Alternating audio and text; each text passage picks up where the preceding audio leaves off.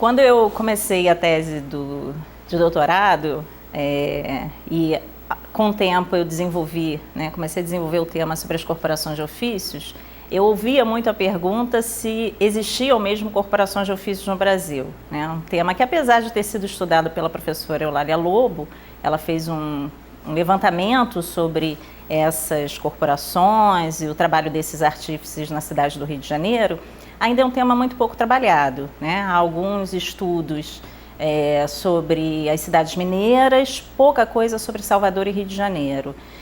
No entanto, as corporações elas foram extremamente importantes no período colonial para consolidar o processo de formação do trabalho artesão na colônia, e elas foram instaladas aqui como similares àquelas entidades que já estavam formadas desde o período medieval na Europa e trazendo o formato, inclusive normativo, através dos estatutos e dos regimentos, dessas corporações portuguesas. Em Portugal, havia um processo de formação das corporações que se deu, o fortalecimento delas enquanto agentes políticos importantes nas cidades, ele se dá sobretudo no século XIV, com a formação da Casa dos 24 em Lisboa.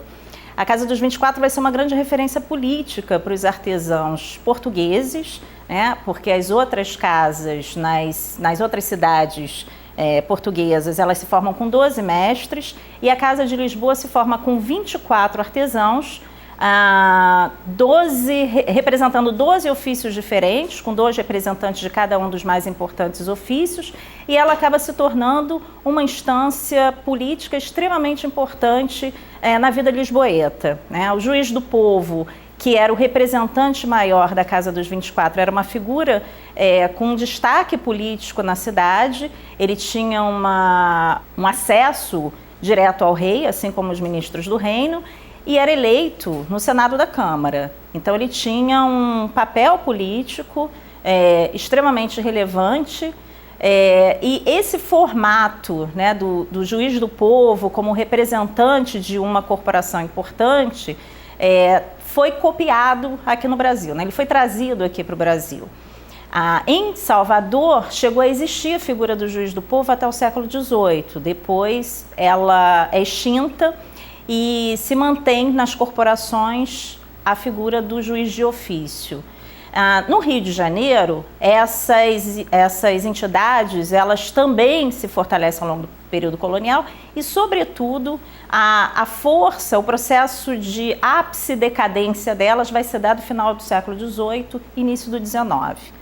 A decadência definitiva acontece com a extinção delas na Constituição de 1824, quando elas são definitivamente extintas, mas, sobretudo, o que me interessa é esse período do início do século XIX e como é que vai se dando o processo de decadência delas.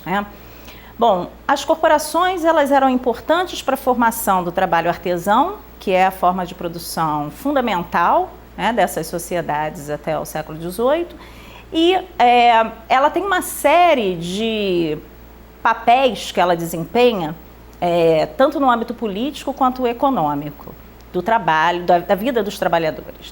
A corporação ela tem uma função mutualista muito importante. Ela é uma agente de crédito, de previdência, de ajuda aos trabalhadores no momento em que a ação social, como a gente fala hoje, as questões sociais, não eram parte das tarefas do Estado, elas eram delegadas às irmandades. Essas corporações, elas existiam a partir de uma relação direta com irmandades de ofícios. A partir do século XVIII, Portugal cria uma estrutura para essas corporações chamadas as bandeiras de ofícios. E essa estrutura corporativa, ela mantém elos tanto econômicos quanto de representação desses trabalhadores perante a municipalidade. Ela age como uma importante detentora do monopólio da produção e da comercialização dos produtos. Por isso, a presença delas foi, ao longo da Idade Moderna, tão importante na Europa, mas vai ser duramente combatida no final do século XVIII. O trabalho do Adam Smith, A Riqueza das Nações, é um grande manifesto contra as guildas inglesas, né, as corporações de ofícios. E isso tem, a razão clara disso, né, é que a defesa do livre comércio correspondia à defesa da liberdade de trabalho para eles. Adam Smith a questão fundamental dele não é a escravidão, é a extinção do monopólio do comércio exercido pelas guildas e do monopólio sobre o trabalho. Por que o monopólio sobre o trabalho? Porque os trabalhadores começavam o processo de aprendizado nas corporações muito jovens, né, aproximadamente aos 14 anos de idade, e ficavam durante 7 anos como aprendizes, sem remuneração. Esse processo de formação do aprendizado caracteriza essa corporação e uma certa relação também de fidelidade que esse aprendiz tinha com o mestre de ofício. Essas relações de fidelidade no aspecto do trabalho, elas também estão ligadas a uma série de obrigações religiosas. E isso se dá com a relação com a Irmandade do Ofício. Principalmente com a formação das bandeiras no século XVIII em Portugal, essa aproximação e esse conjunto de obrigações dos trabalhadores artesãos com a Irmandade, ele fica ainda mais consolidado dentro dos estatutos, né? E essa proximidade, ela cria a obrigação de que os artesãos eles tenham uma relação direta de cuidado com a Irmandade correspondente ao santo protetor da corporação. Assim, os sapateiros tinham como santo protetor São Crispim e São Crispiniano e, portanto, eram responsáveis por essa irmandade. Os ourives pela Irmandade de Santo Elói, os ferreiros pela Irmandade de São Jorge e assim por diante. Essa estrutura similar, ela se consolida também no Brasil, né, no período colonial. E esse período do início do século XIX, ele vai ser muito singular nesse processo de decadência das corporações. Por um lado, há todo um combate na Europa pela difusão do pensamento liberal, do papel que as corporações desempenhavam no mundo do comércio, no mundo do trabalho, dentro da Europa e a presença delas no momento em que precisava se abrir o comércio mundial, né?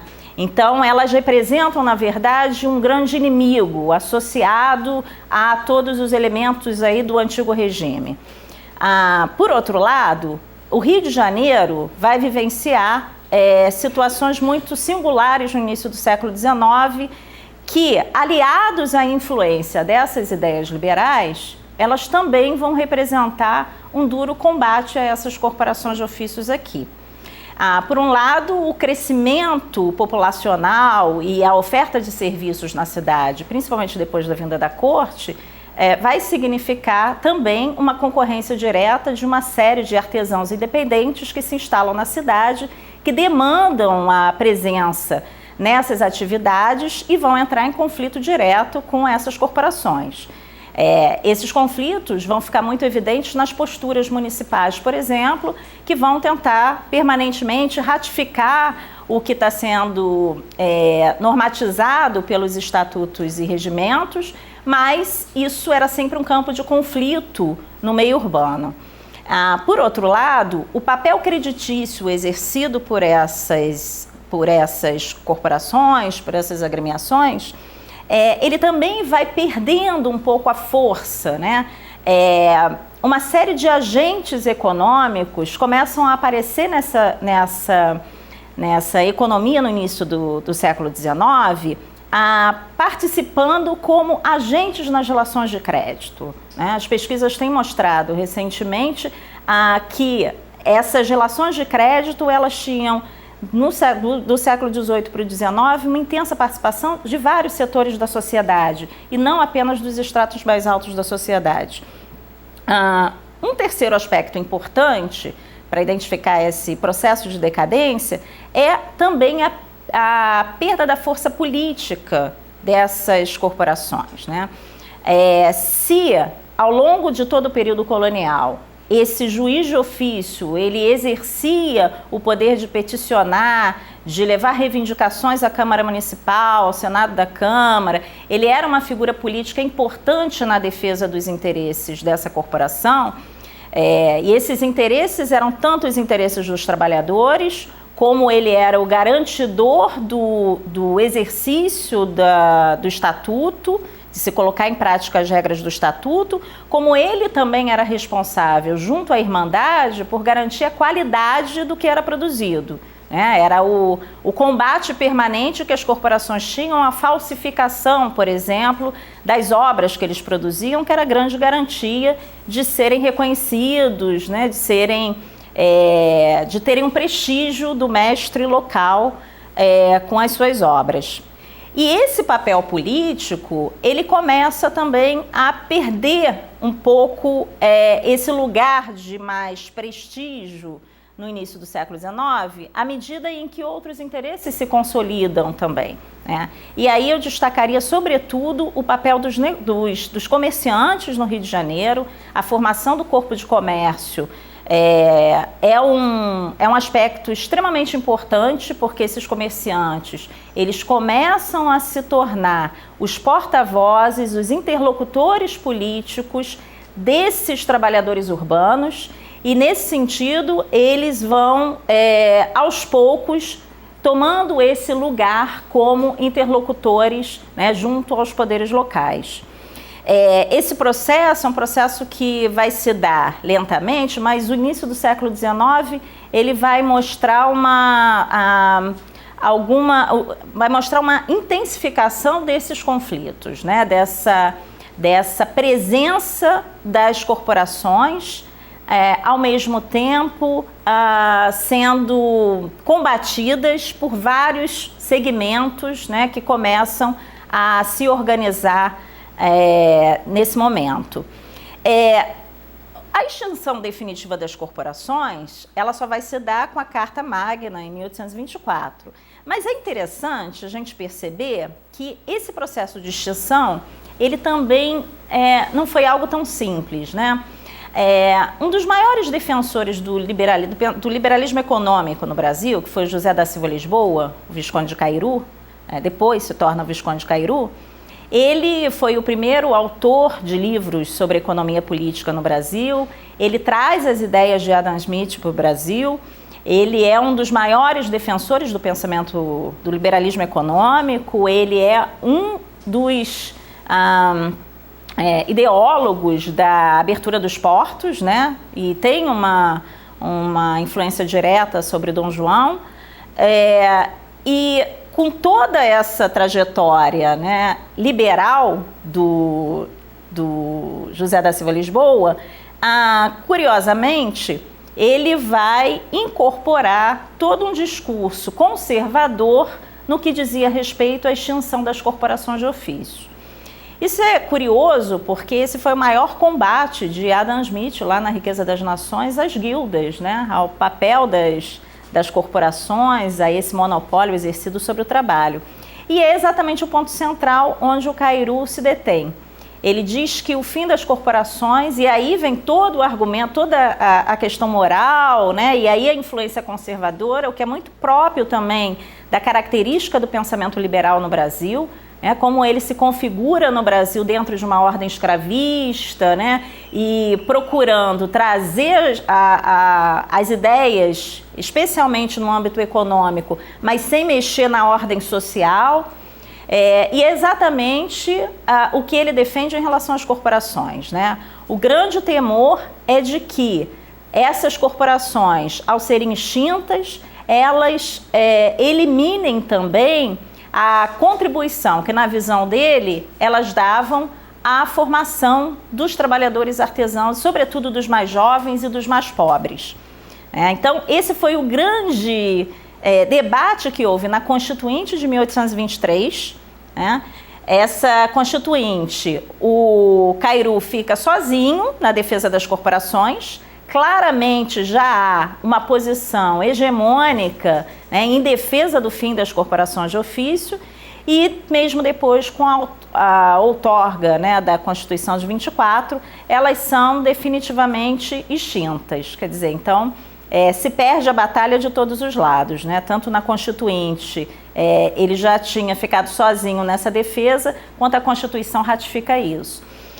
Esse processo, que depois vai ter outros desdobramentos, né? Mas revela que na Constituição, de fato, se demarcava o fim do poder, da ligação entre o mundo do trabalho e essas irmandades, por um lado, as irmandades leigas, né, ligadas aos ofícios, e por outro lado, essa figura política dentro das corporações de ofícios, elas eram extintas, né? E aí, para pesquisas futuras, né, o que a gente nota é que o poder dos mestres, ele ainda vai continuar como formador do trabalho artesão durante as próximas décadas, ao longo do século XIX. Mas o que de fato vai ser extinto nesse momento vai ser o poder político que essas corporações exercem, o controle, o monopólio que eles tinham sobre a produção e sobre a formação dos trabalhadores.